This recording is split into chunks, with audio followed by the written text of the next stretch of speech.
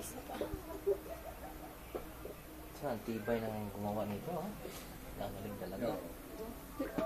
Yan ang talalaki. Yan ang tawag niyan, dragon mask.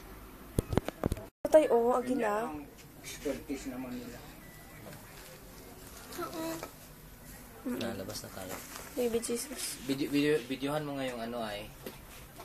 Ito ayo, yung isa ay. Magkano yan, kuya?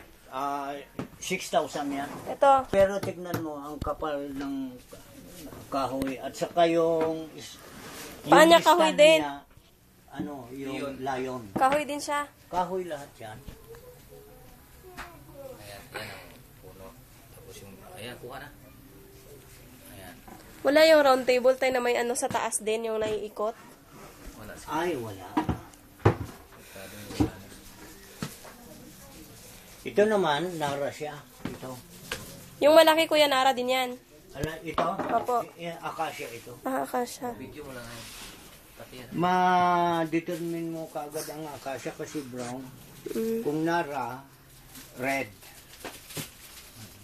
Yun din, Paris na yan.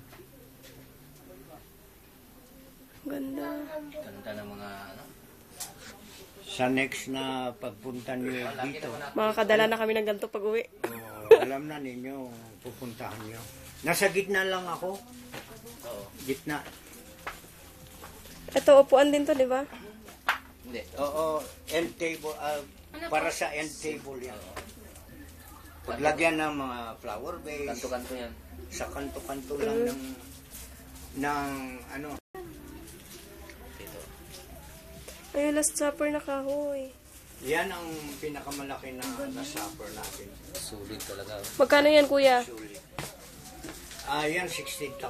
Ang ganda naman. Pero kita mo parang totoo sa picture ano. Ayun.